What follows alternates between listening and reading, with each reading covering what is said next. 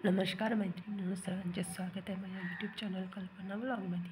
तर आज आपण बघणार आहोत आशा एक आरोग्य कर्मचारी म्हणून आपले काय काय भूमिका आहे, काय काय कामे आहेत आणि आपण कोणते कामं करतो आणि कशा पद्धतीने करतो, तर सर्व माहिती आपण आज या व्हिडिओमध्ये बघणार आहोत. तर आपण बघूया की आशाच्या 3 मुख्य भूमिका काय आहेत. तर आशांच्या मुख्य भूमिका आहेत आरोग्यसेवा देणारी, सार्वजनिक स्तरावर आरोग्याची काळजी घेणारी, एक अशी कार्यकर्ती जी लोकांना अधिकाराविषयी अधिक जाणीव करून देते आणि आरोग्यसेवा प्राप्त करून घेण्यासाठी लोकांना प्रेरित करते. आशाची 5 कामे: गृहभेटी, ग्राम आरोग्य आणि पोषण दिवसात सहभाग घेणे म्हणजे VHNDच्या दिवशी आपण करत असतो. आरोग्य केंद्राचा दौरा करणे, ग्राम पातळीवर सभेचे आयोजन करणे, नोंदी तयार करणे, नोंदी ठेवणे जे आपण पूर्ण रेकॉर्ड ठेवत असतो गावाचे, आणि ग्राम पातळीवर सभेचे आयोजन करणे म्हणजे आपण किशोरी सभा, माती सभा, VHND आरोग्य सभा ह्या सर्व सभाचे आयोजन करत असतो आणि घेत असतो. त्यानंतर आहे की लगेच नुकतीच शिशु जन्मलेल्या घरी जाताना आशा कोणती गोष्ट पहिली करेल, तर परिस्थिती समजण्यासाठी सगळी माहिती एकत्र करेल. म्हणजे त्या घरी जाताना तिथली परिस्थिती काय आहे, तर या सर्व गोष्टी ती समजून घेईल, माहिती एकत्र करेल आणि नंतरच त्या घरी जाणार. तर आपल्याला कार्य करताना काही मार्गदर्शक मूल्ये आहेत, तर ते काय आहे ते बघूया.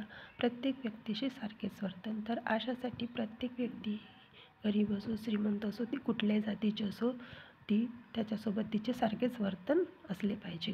लोकांच्या परंपरा आणि विचारांचा आदर करणे. तर जे लोक आहेत आपल्या गावामध्ये, वेगवेगळे धर्माचे, जातीचे लोक आहेत, तर त्यांच्या ज्या परंपरा आहेत त्यासुद्धा वेगवेगळ्या असणार, त्यांचे विचार पण वेगवेगळे असतात. तर या सर्वांचा आपण आदर केला पाहिजे आणि एक आदर्श व्यक्ती असली पाहिजे. म्हणजे आपले चालणे, वागणे, बोलणे ह्या सर्व गोष्टी आहेत, तर ह्या सगळ्या गोष्टी एक चांगल्या असल्या पाहिजे, आपले वर्तन चांगले असले पाहिजे की जेणेकरून आपला आदर्श गावातील इतर लोकांनी घेतला पाहिजे. त्यानंतर आहे व्यक्तीचे मूलभूत अधिकार. तर व्यक्तीचे मूलभूत अधिकार काय आहेत, तर आपण बघूया की व्यक्तीचे मूलभूत अधिकार: समानतेचा अधिकार, स्वातंत्र्याचा अधिकार, धर्मस्वातंत्र्याचा अधिकार. तर समानतेचा अधिकार, स्वातंत्र्याचा अधिकार, धर्मस्वातंत्र्याचा अधिकार हे व्यक्तीचे 3 मूलभूत अधिकार आहे. त्याच्यानंतर आहे की आरोग्याचा अधिकार कोणता आहे, तर आवश्यक त्या सुविधा सामग्री असलेला दवाखाना, स्वस्त सेवा सुविधा, आरोग्य सेवेला नकार न मिळणे हे सर्व गोष्टी आरोग्य अधिकार आहेत.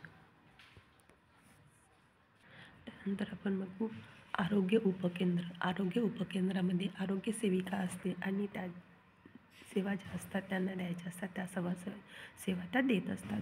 जिल्हा रुग्णालयामध्ये मोठ्या शस्त्रक्रिया होतात, जसं सीझर वगैरे आहे. त्यानंतर आहे प्राथमिक आरोग्य केंद्रे, ज्या ठिकाणी चिकित्सा अधिकारी असतात आणि तुमची दर महिन्याला जिथे मासिक सभा होते. तर धोक्याचे लक्षण आहे कपडावर लाल डाग, योनिमार्गातून रक्त येणे, गरोदरपणामध्ये योनिमार्गातून रक्त येणे हे धोक्याचे लक्षण आहे. आणि जिवंत बालकाचे लक्षण काय, म्हणजे जो रडतो 30 सेकंदामध्ये व 5 मिनिटामध्ये हातपाय हलवतो, म्हणजे जन्मल्याबरोबर जे बाळ रडतो, हातपाय हलवतो, ते जिवंतपणाचे लक्षण आहे. त्यानंतर आहे प्राथमिक आरोग्य केंद्राकडून आजारी मुलांना तातडीची सेवा मिळावी ही अपेक्षा असते. हो, हे बरोबर आहे. सामाजिक व सांस्कृतिक धारणांमुळे स्त्रियांमध्ये संसर्ग आजार पण वाढते, हे सुद्धा बरोबर आहे. सामाजिक आणि सांस्कृतिक धारणांमुळे स्त्रियांमधील संसर्ग आणि आजार वाढत आहे, हे बरोबर आहे. गर्भावस्थेदरम्यान गर्भवती महिलेने पपई, काकडी व इतर फळे खाऊ नयेत, हे चुकीची गोष्ट आहे. कारण गर्भावस्थेमध्ये फळं खायला पाहिजे, पपई खाऊ नये. कारण पपई खायची पण कमी प्रमाणात, एकदम अतिप्रमाणात खाऊ नये. गर्भावस्थेदरम्यान डोकेदुखीचा बरोबरच पायावर सूज आणि दृष्टीदोष ही धोक्याची लक्षणे आहेत. हो, हे बरोबर आहे. कारण पायावर सूज येणे आणि अंधारी येणे हे धोक्याचे लक्षण आहे. बाळाचा जन्म सहजपणे होण्यासाठी पोटावर दाब देतात, चूक आहे. कारण बाळाचा जन्म होण्यावेळी जर पोटावर आपण दाब दिला तर बाळाचा गुदमरून मृत्यू होऊ शकतो. त्यानंतर आहे VA-चंडी ग्राम आरोग्य पोषण. या दिवशी आरोग्य सेविकेकडून प्रसूतीपूर्व देखभाल सेवा दिल्या जातात. महिन्यातून एक वेळा गावामध्ये आरोग्य पोषण दिवस VA-चंडी आयोजित केला जातो.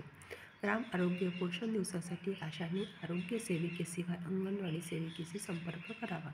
कारण VA-चंडी हा दिवस आरोग्य सेविका आहे या दिवशी ज्या सेवा असतात, प्रसूतीपूर्व तपासण्या असतात, TDचे इंजेक्शन लावणे आहे, मातेचे कार्ड बनवणे आहे, तर हे जे काम आहे ते या दिवशी VA-चंडीच्या दिवशी ग्राम आरोग्य पोषण दिवशी केले जाते.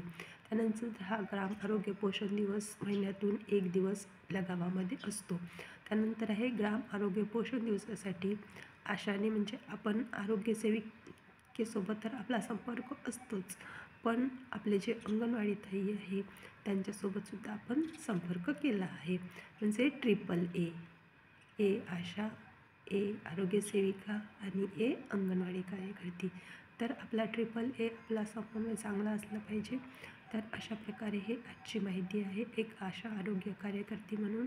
तर आजचा व्हिडिओ आपण इथेच समाप्त करूया. परत भेटू आपण अशाच माहितीसोबत. तर सर्वांना नमस्कार आणि बाय बाय.